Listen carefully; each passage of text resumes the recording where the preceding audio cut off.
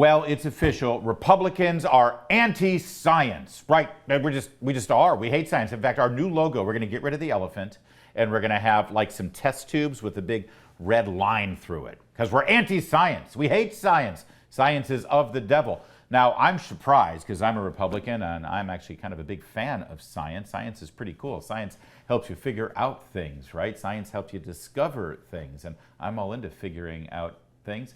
So what's this all about? Well, the Financial Times has done an analysis of multiple social surveys over the year, and they've reached this conclusion. Here, take a look at the graph they've put together. As you can see, these are studies dating back to 1973. And back then, Republicans believed in science a lot more than Democrats, but you can see what happened there. Right after around the year 2000, it went drastically in the other direction. But there's the headline: Republicans have become the anti-science party, right? Hold on, what's that subheadline say? Share of U.S. adults who have a great deal of confidence in the scientific community. Oh, well, that's a very different question, isn't it? They didn't ask, do you believe in science? Do you support science? Are you pro or anti-science? That's a very different question than what's your confidence in the scientific community.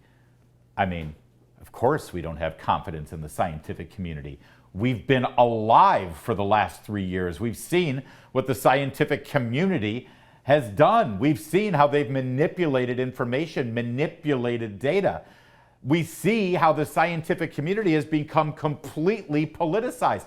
We've seen how the scientific community, through the World Health Organization, actually covered up and ran interference for the Chinese government. They lied and told us that COVID-19 came from bat soup, and of course we know otherwise now. They lied and told us that masks were not necessary. Then they switched and told us masks were absolutely mandatory. In fact, if you don't wear that mask, you're going to kill somebody. And well, then they admitted that the masks actually didn't make that big of a difference at all. They told us that the vaccine for COVID-19 would not only keep us from getting it, but would it keep other people from spreading it. And then, of course, they admitted later that that's not necessarily the case, and they knew it all along, but they didn't tell us because they didn't want us to have resistance to the shot. So that's what the scientific community has done.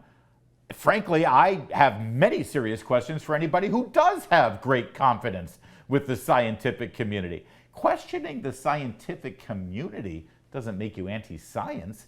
It makes you anti-political hack. But there's another thing that's very instructive about this. Let's go back to the graph for a moment. When did the change happen? Right after the 2000 election. Does anyone remember what happened right after the 2000 presidential election? Al Gore, who was a big old sore loser because he didn't win the presidency, he decided he had to do something with the rest of his life. So he put together a movie, a documentary, all about global warming. Remember?